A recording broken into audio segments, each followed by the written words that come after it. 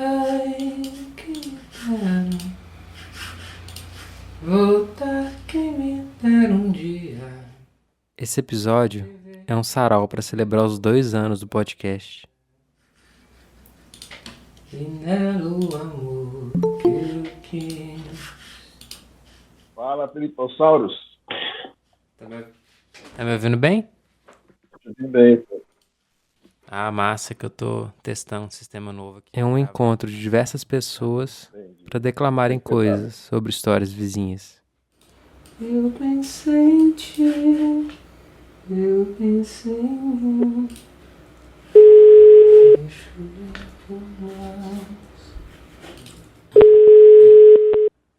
Fala, meu filho. E aí? Estamos sendo gravados? Estamos...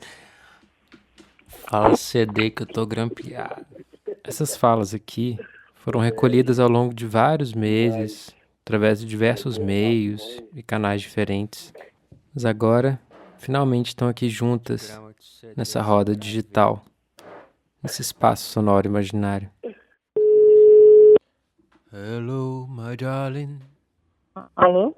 Oi, Karina. Oi, Joia? tudo bom? Ah, Felipe. Opa, Aqui. Ei, beleza? e esse calor, tá bom? Nossa, disse que vai chover amanhã, né? Essa chuva tá mais aguardada que...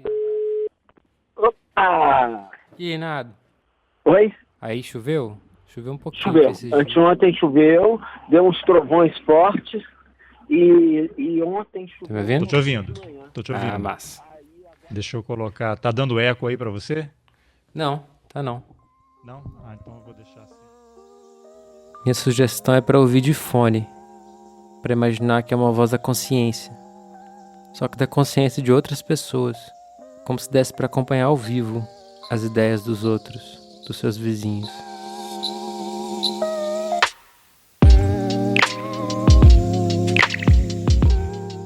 É por isso que eu dei esse nome pro podcast há 2 anos atrás, porque eu acho que a gente sabe muito pouco de como pensam, vivem e sentem os nossos próprios vizinhos. Isso me interessa mais e faz mais diferença na minha vida do que a maioria das coisas que a gente vê na mídia. Geralmente é bem separadinho assim. A arte é que fala dos grandes dilemas humanos e o jornalismo fala da coisa cotidiana, das questões sociais. Mas acho que dá pra misturar essas duas cores aí e fazer uma terceira que eu não sei nem o nome.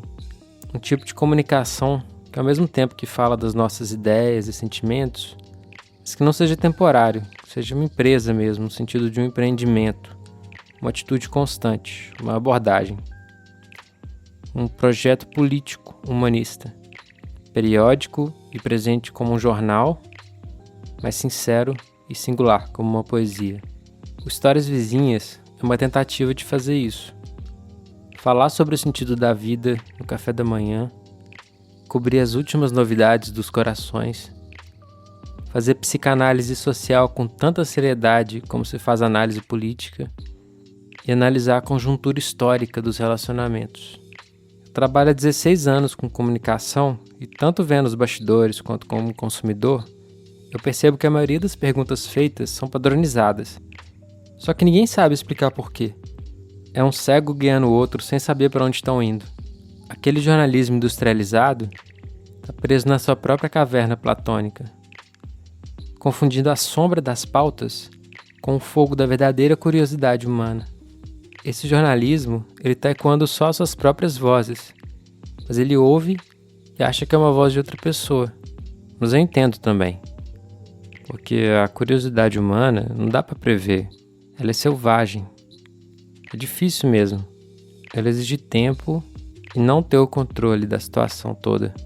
Tem que ter coragem, mas também paciência e humildade, tanto para ouvir aquela nossa curiosidade lá do fundo que a gente tem sobre coisas que a gente pode ter até vergonha ou medo de perguntar, mas ao mesmo tempo dar um respiro para mergulhar na curiosidade de outras pessoas, ouvir com atenção o que elas fazem e o que elas são.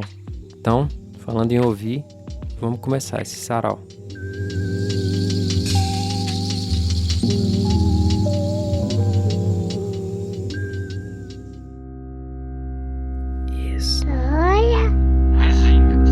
Histórias vizinhas. O primeiro a falar é o Elton Monteiro, do bloco Betânia Custosa, que já mandou a trilha de fundo embutida no depoimento. Ele foi personagem do primeiro episódio que eu fiz pra valer, mas para um outro projeto antes do podcast, o Mapa da Folia, um portal sobre o Carnaval de BH. Vamos trazer cada vez mais um carnaval mais bonito para essa região. A gente não ficar indo pro Floresta, pro Horto, pro Centro. O carnaval é aqui, é no Betânia, é no Salgado Filho, é no Barreiro. Vamos trazer o carnaval para a região oeste. Salve, salve a região. Eu lembro do primeiro momento que eu te vi chegando assim, de bicicleta, vindo de longe, num dia de uma leve chuva, né? Você chegando lá tão disposto a gravar com a gente e tão aberto, né? Ficou um dia inteiro com a gente, curtindo, gravando seus momentos sem mesmo a gente perceber. Eu acho muito interessante também, de novo vou comentar, que é a forma do seu registro também, que é muito, muito simples, muito despretensioso. E assim como eu fiquei à vontade para te receber, para você conversar com a gente no nosso carnaval, eu sinto que todo mundo também se sente muito tranquilo em participar disso com você.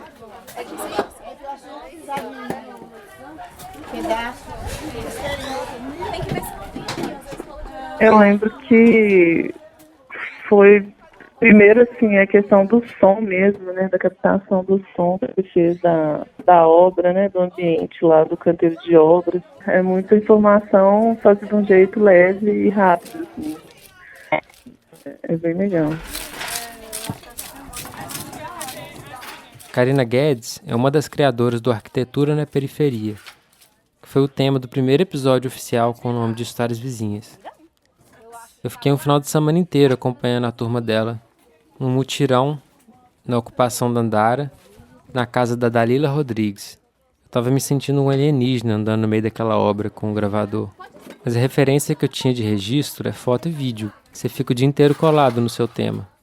Mas também porque eu não tinha experiência com essa coisa do som. Tava querendo compensar pela quantidade. Acho que uma reportagem tradicional de rádio é só pegar uma meia dúzia de falas, uma paisagem sonora para cobrir e ir embora. Mas eu fiz uma imersão antropológica mesmo. Fiquei 3 dias com elas, chegando lá cedinho junto com todo mundo, 7 horas da manhã e ficando até o final do dia. E pegava entrevistas em vários momentos, quando as pessoas estavam com várias energias diferentes e tentando perceber alguma coisa que era mais singular dali. Até que eu saquei essa coisa do som da obra só com vozes de mulheres.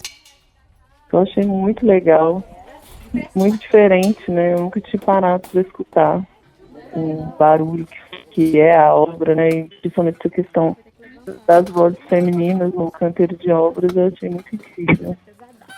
A gente vai escutando, assim, aí toca a gente de uma forma completamente diferente de quando a gente está lá na hora, né? Ou mesmo de quando a gente está dando entrevista, porque é um som que você foca totalmente naquilo, né?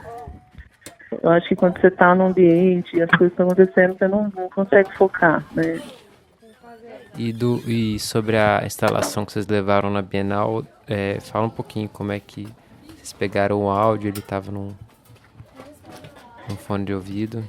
Então, lá na exposição da Bienal Internacional de Arquitetura de São Paulo, a gente levou tanto o podcast, né, completo, que aí a pessoa sentava na mesa e podia ouvir com o fone de ouvido, que aí era mais uma coisa assim, explicativa, dela entender enquanto ela ia folheando ali na mesa os projetos, as fotos. A ideia era ter essa experiência sensorial, assim, né, tanto visual quanto auditiva. Mas a gente também colocou um ruído de fundo, que era só o ruído que você captou, né, da obra, por baixo da mesa, que aí também, se a pessoa não chegasse a sentar ali, ela passando ali por perto, ela poderia escutar e se interessar, e, enfim, se aproximar mais. Foi difícil bolar essa instalação lá, mas a gente conseguiu, eu acho. Que tinha que ser uma coisa... Mas do jeito que vocês já fazem as coisas, né? Na raça. Exatamente, na criatividade. Que não tinha nenhum suporte técnico, assim, né? Quem fez foi a gente mesmo, na instalação. Então, a gente se virou lá, mas acho que deu certo. Essa instalação ainda ganhou menção honrosa no Prêmio de Arquitetura do Instituto Tomi-Otaki. Então, mais importante ainda esse prêmio agora que vocês ganharam com a instalação. Pois é, foi uma surpresa esse prêmio, assim, a gente nem esperava, foi bem legal, assim, de relembrar, né, que a gente fez isso no ano passado. Eu tenho medo de todo cachorro novo que eu conheço, na verdade. Mas esse daí pode ficar tranquilinho. Aqui, Felipe, você não repara a bagunça. A gente ouve o barulho, os sons do ambiente, do trabalho, e vai imaginar como é aquele local, como que aquilo acontece. O Nado Horman também já foi personagem de um episódio. Ele tem um grupo de teatro de bonecos chamado Companhia de Inventos. Eu acho um espaço lindo que eu acho que... Chão de madeira. Temos os bonecos de pendurados já para dar esse... para a pessoa que aqui entrar... Quando você me pediu para descrever o teatro, até de uma forma assim, bem física mesmo, né? Eu passei por isso vendo, ouvindo outra história. Imaginando como que era aquele lugar, os sons daquela periferia, o que estava acontecendo, como que eram as casas ali em volta. Então isso é muito legal. E essa questão da paisagem sonora, o que isso transmite em termos de mensagem, de comunicação? Provoca a imaginação, porque a pessoa ela tem que ficar tem que ficar atenta a um universo que muitas vezes ela não está acostumada a entender isso como linguagem, né? Mesma coisa que acordar e ouvir passarinho, né, cara? Se você mora num lugar que tem passarinho, e se acostuma e não presta atenção, mas se você é ligado nisso, você vai sempre acordar, saber que o som de cada dia, de cada momento é diferente, ele está acontecendo alguma coisa diferente por causa que os sons estão contando para a gente. E que é uma comunicação que vai além só do homem com o homem, né? Da pessoa com pessoa, né? Passa do ambiente, passa da natureza.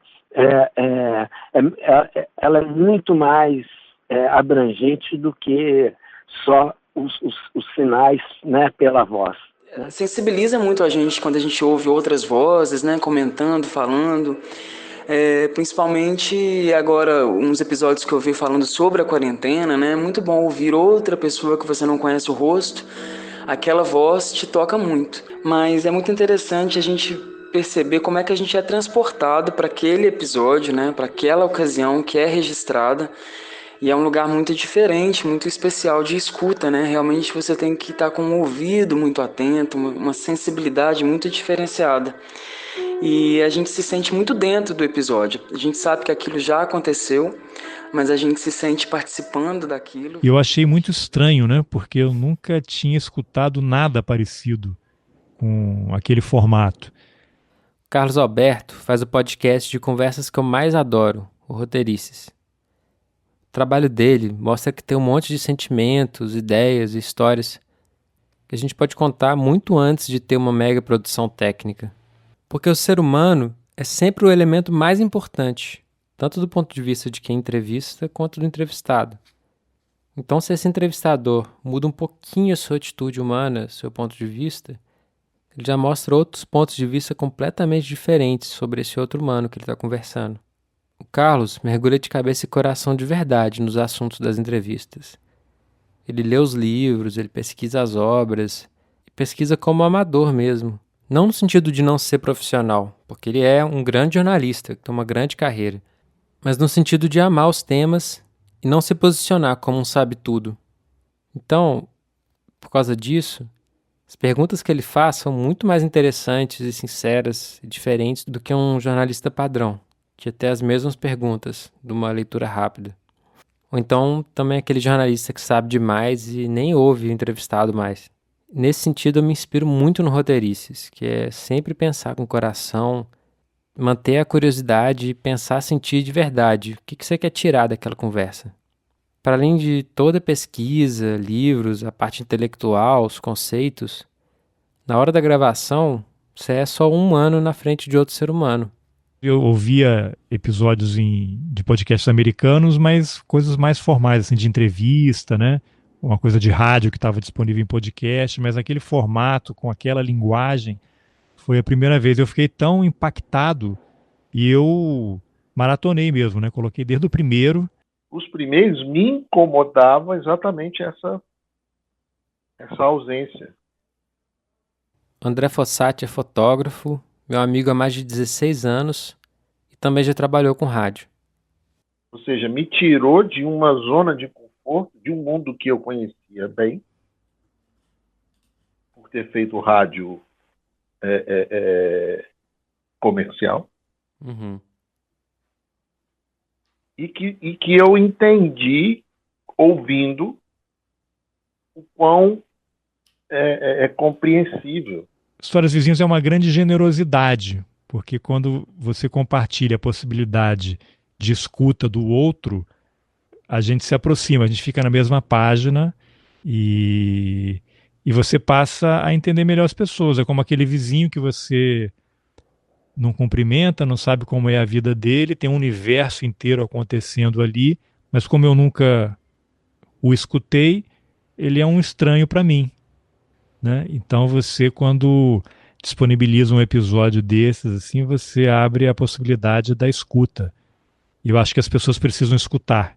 As redes sociais deram voz a todo mundo. Então, todo mundo que não falava agora quer falar. Eu não quero mais escutar, eu quero falar o que eu acho, né? E aí você vem num caminho contrário, né? De introspecção, de calma, né? Os episódios também tem isso também, esse tom de calma, assim, né? Um tom mais tranquilo, relaxante. E quanto à locução, você sentiu alguma diferença no tipo dela? O que você sentiu com o tipo de locução? Nossa, eu acho legal demais, cara, você é foda. a forma que você... O tempo que você coloca e até o timbre de voz, ele dá um respiro muito legal que ele prepara para você ouvir e para refletir. É tanta coisa, né, para a gente falar e disparava a falar. Aí tem hora que a gente perde um pouco do fio, da meada também, e a sua interferência ali era muito legal para nortear e levar a reflexão também, porque senão a gente só conta caso, né? Só conta e ali a gente conseguia meio que pensar junto também. A conversa se dá numa tal velocidade, o meu pensamento tem espaço para elaborar a respeito daquilo que eu estou ouvindo. Então eu participo da conversa. O Chico de Paula faz poesia, vídeo, música, letra, um tanto de coisa. Eu vou deixar a fala dele contar sobre quem ele é. E eu continuo ouvindo aquela conversa ali, viajando nesse meu outro pensamento em paralelo, e ao final eu ganhei 2, 3, 4 pensamentos ali nesse podcast, porque ele me dá esse tempo. O diálogo, para ele ser possível, a gente tem que pensar no que o outro escuta. Não adianta eu falar uma coisa que o outro não considera e querer que ele mude ou que escute. Aquilo não toca ele em nada. Ele nem reconhece aquilo, né? Sobre esse cuidado com o próximo, né? Esse pensamento do afeto é interessante, que é algo que eu percebo que você traz em Histórias Vizinhas. Samuel Rabai é o poeta que declamou a Ode à Alegria no final do episódio com o Scott Carey. eu me inspiro muito no trabalho dele de jornalista e do comunicador nesse sentido de um humanismo radical, assim. Tanto no afeto, na relação com o entrevistado, ou, enfim, com a realidade que você vai retratar, mas também nos detalhes da finalização, assim, na ilustração auditiva, a textura do rolê. Alegria! O mais belo fulgor divino! Filha de Elísio! Ébrios de fogo, entramos em teu santuário celeste. Teus encantos unem novamente o que o rigor do costume separou. Todos os homens se irmanam, onde pairar teu voo suave. E é um dos que eu lembro, não sei se foi o primeiro que você fez ou o primeiro que eu escutei, que você caminhava por uma rua lá pela cidade, pedia informação onde é que ficava um riacho, aí tinha um cara, não, é ali, se eu não tivesse que pegar o menino na escola, agora eu ia com você lá. Mas aqui é uma água pra você refrescar, se você entrar aqui, ó, tem um beco aqui, à direita, segue direto. Vai embora, direto, não para, não vira pra direita nem pra esquerda, não. Não que você pegar a catria... E aí tinha os sons, né, da cachoeira, da rua e tal. Eu fiquei muito impactado com aquele episódio, aí comecei a escutar os outros e acho que eu ouvi todos. Tem também um casal que viaja pela América Latina, fica hospedado na casa das pessoas e cantam e tal.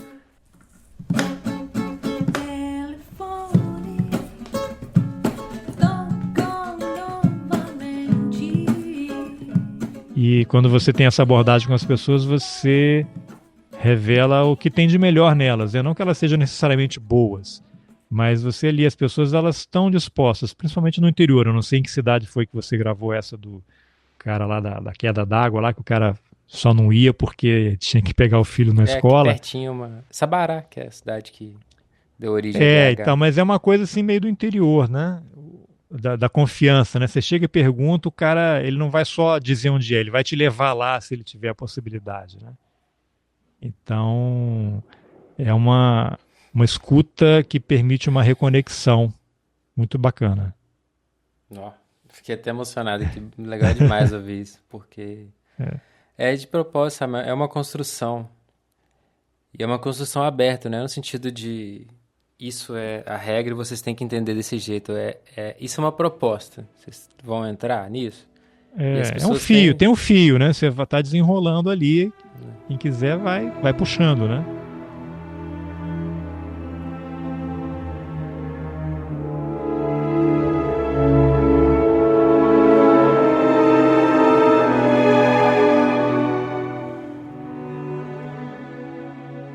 Como esse episódio é meio que um documentário sobre o próprio podcast, vou contar 2 casos que eu passei que foram muito marcantes para o que eu penso sobre contar histórias. O primeiro caso foi no primeiro semestre de comunicação social no UFMG. O saudoso Rodrigo Minelli mostrou para a gente uma matéria jornalística feita por outros colegas da faculdade, que falava sobre a imaginação das crianças. Na hora que acabou o vídeo, ele perguntou o que tinha de errado ali. E todo mundo achou que estava perfeito, estava redondinho, tecnicamente. Aí ele chamou a atenção para uma coisa, que apesar do tema ser a imaginação das crianças, o ponto de vista delas, a câmera estava o tempo todo de cima para baixo, feita na altura dos adultos. Eu fiquei pensando nisso, como não adianta você ter uma proposta, um conceito, se você não leva isso como materialidade, como afeto, como experiência. O segundo caso foi em 2018. Estava trabalhando num projeto sobre o carnaval, um mega portal super popular e acessível que mostrava os blocos no mapa, com artigos, vídeos e notícias produzidas só para o site. Eu achava que era óbvio que o carnaval é uma coisa muito democrática e popular, que o material todo tinha que ser nesse tom. Mas logo no primeiro artigo que um colega publicou, uma semana antes do carnaval, já na 5ª palavra, ele citava Deleuze, um filósofo francês. Eu juro que depois disso não consegui ler mais nenhum artigo desse site feito por esse colega. Porque de cara, ele já assumiu que ia falar só para a comunidade acadêmica e intelectual dele. Ele abandonou completamente a coisa do carnaval ser popular e acessível. E o que eu aprendi desses 2 casos é isso. Não adianta ter um discurso, uma postura, uma posição sociopolítica, Se você não tiver sensibilidade, se questionar, sempre olhar de fora e realizar esses conceitos na própria forma, na materialidade, na prática. Não preciso necessariamente ficar o tempo todo falando de socialismo, igualdade, antifascismo, acessibilidade, mas ao mesmo tempo eu posso embutir esses conceitos, esses ideais em cada elemento e atitude da construção do podcast, como um ritual mesmo. Coisas que não estão necessariamente visíveis, mas que são importantes para a alma do projeto. Tem, por exemplo, essa coisa de colocar a opinião do entrevistado no final. Eu sempre pego a autorização de todas as trilhas que eu uso. E, de forma geral, é sempre tentar tomar uma distância, se questionar e tentar ter empatia, alteridade também, olhar de outros lugares, para sempre questionar se eu estou fazendo aquilo com sinceridade mesmo ou já estou só me enganando. Uma comunicação mesmo, uma comunicação humana, e que o jornalismo às vezes não permite isso, nem no cinema. Essa aproximação falsa, mas com intenção verdadeira do real, do afeto, do caos. É algo que eu sempre pensei como jornalista. Assim, a gente precisaria de mais tempo. E aí, parece que o tempo está cada vez menor, né? Na realidade, né? Tipo, é tudo mais. O tempo de tela tá tudo ocupado, então é tudo uma disputa. Se você demorar um segundo de 5 segundos, um silêncio de 5 segundos, já era, já mudei.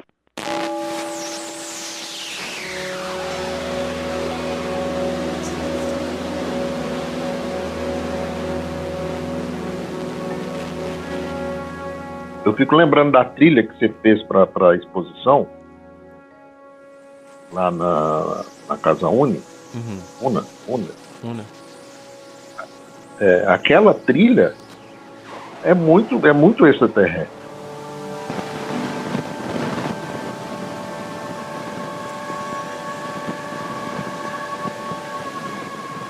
Ele está falando desse som que vocês estão ouvindo agora, que ficava tocando no fundo da exposição dele, que chamava Pasta Sem Título. Eu fiz esse som usando gravações para dar essa ideia de cotidiano, da rua. Também coloquei alguns instrumentos que os timbres e os tons vão se misturando e confundindo com os tons da cidade. Eu tive esse momento também antes do podcast. Eu estava querendo ser sound designer. Estudei um pouco disso, de gravação, técnica, de microfones e equipamentos. E bastante de música também, música eletrônica, canto, violão erudito, compus umas coisinhas. Mas depois eu fui vendo que o podcast eu podia juntar tudo isso e ainda realizar alguma coisa prática e mantendo uma base sempre na preocupação social. Aquilo é muito doido, cara, porque tem você ali jogando videogame, eu conversando com você, o cara martelando no vizinho, e um som que vai de uma frequência que não é unitária, que ela não é contínua. Uma frequência que ela tem seus cortes.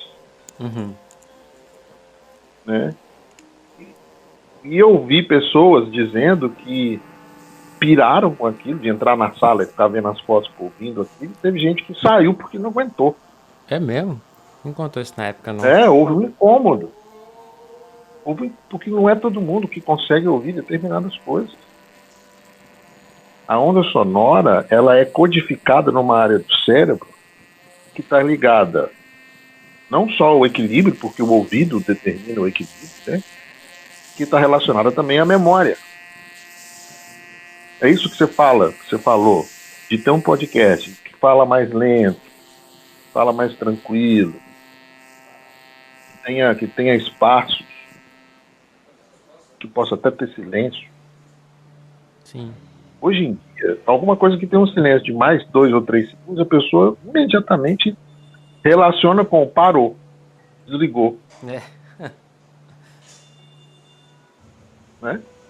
Se a gente está conversando aqui, você ou eu ficamos 5 segundos calados, duvido que a gente não falou. Oi, tá me ouvindo? É difícil ficar em silêncio.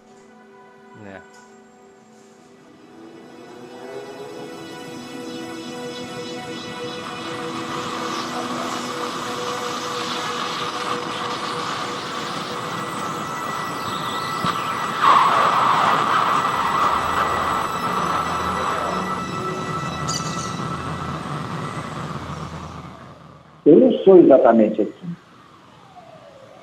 Mas quando eu vou falar com você, a velocidade da minha fala muda. Se você for buscar na sua memória, a minha velocidade de conversa e tom, às vezes, também, é diferente agora do que era antes. Não reparem. Porque eu descobri que eu não preciso ter pressa.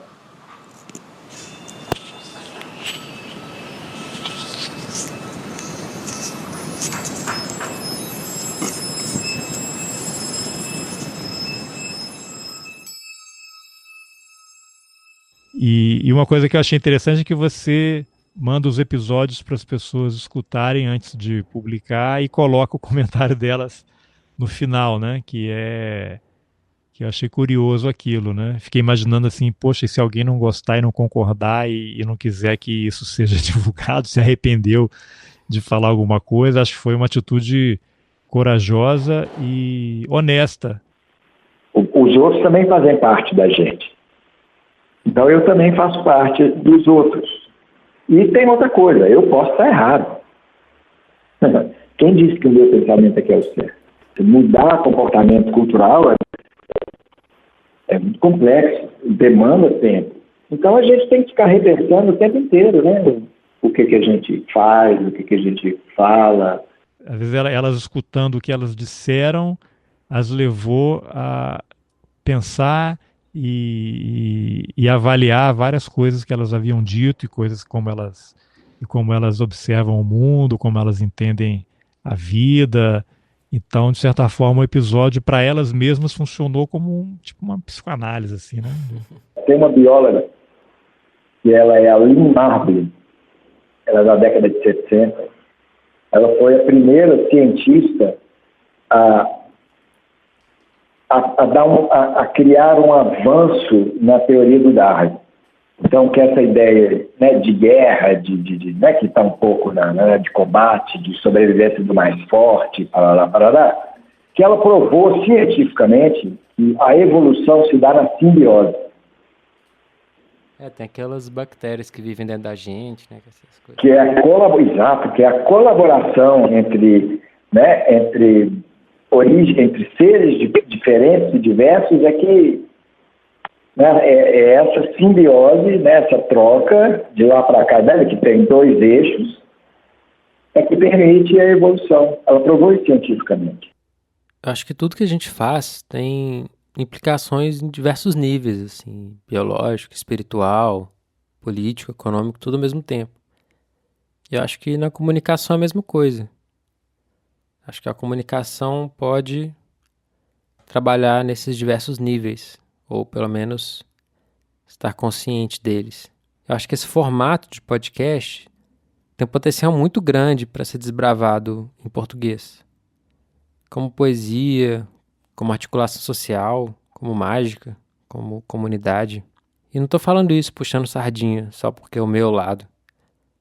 Mas comparando com vídeo, texto e foto mesmo que eu já trabalhei. A voz tem tanta informação que está além das palavras. Tem as entonações, os ritmos, suspiros, sussurros, até os engasgos e assopros, que falam tanta coisa que não dá nem para explicar com palavras, claro.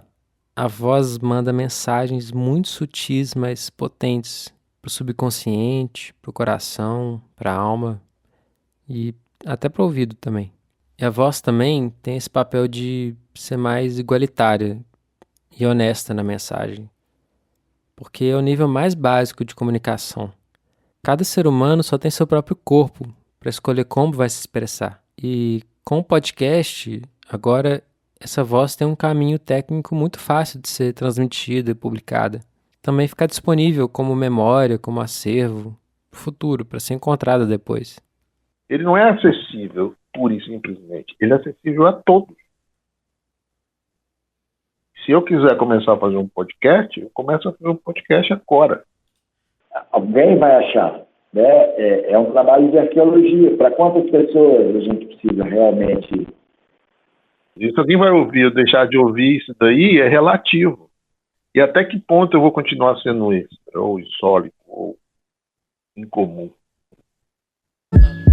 Um novo plano, uma nova meta. Saiba bem pra que santo se reza. Planta é certo, fruta é incerta. Nota de corte vai ficar mais alta. Seus papo bobo não vai fazer falta. Se o papo é jogo, quem que dá as caras? Papo é notícia, quem que dá a pauta? Um novo plano, uma nova pauta. Acho que só o fato de tentar experimentar uma coisa nova já é isso, de abrir caminho, de colocar marcos e bandeiras em lugares não explorados. Mesmo que isso seja uma furada depois, que esse formato seja um fracasso no futuro, que nada disso dê certo, pelo menos eu fui lá e vi de verdade o que estava certo ou não. Mas tentando fazer uma previsão e um desejo para o futuro, fico pensando se um dia essa conversa mais lenta vai sair de moda e todo mundo vai falar rápido e explosivo como um youtuber de agora. Eu acho que não. Eu acho que o ser humano é basicamente o mesmo há milhares de anos e ainda vai demorar para mudar. Uma prosa com calma ainda é o melhor formato e tecnologia quando é para trocar ideias mesmo. Vale um pouco como pensamento para tudo que a gente tem escutado, né? Assim, eu acho que até as músicas mesmo, elas começaram a ter um outro ritmo, né? Você tem uma outra onda aqui, por exemplo, vai pegar aqui. Não é à toa que se tem essa onda de canção no mundo inteiro agora, uma canção mais num beat, né, menos acelerado, num andamento mais...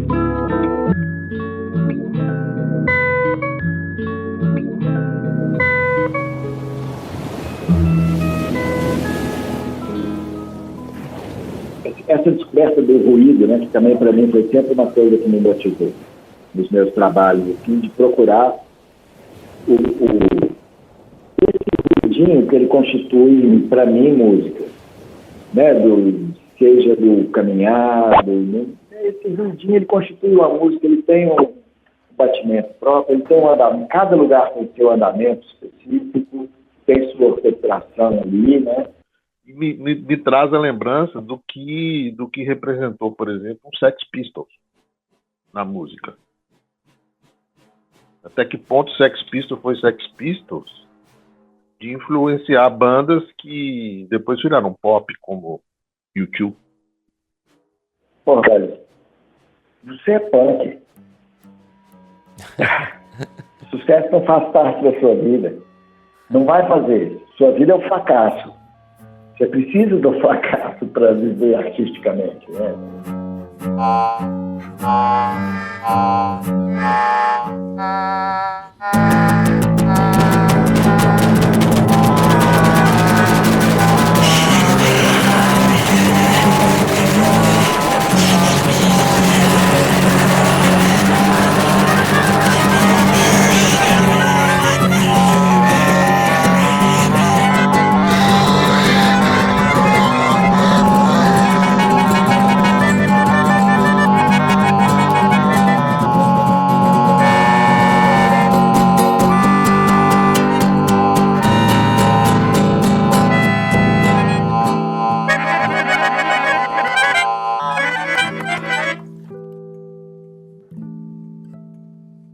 Para terminar, mas deixando em aberto, em poesia, apontando para alguma outra coisa além, tem o depoimento mais lindo que eu recebi, que tinha que ficar para o final.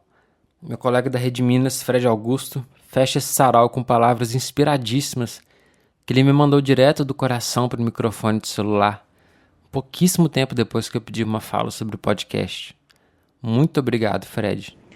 Uma história que parece tão íntima, uma história que vem da alma, uma história que eu escuto da vizinha, uma história que parece com a minha. A origem vem da fala, a oralidade nos constitui, uma história que se esquece, mas quando ouvimos, lembramos de quem somos, de onde viemos e para qual aponta o nosso futuro. Essa é uma história vizinha, que de vizinha não tem nada, porque é minha. Se é minha, é sua. E se é nossa, não é de ninguém, porque é uma história, e história não se apaga. Uma história se passa. E assim que queremos que continue. Uma história vizinha que se passe de geração em geração. Mas que não seja apenas minha, nem da minha vizinha. Que seja nossa e que seja de ninguém. Uma história. Como podemos defini-la?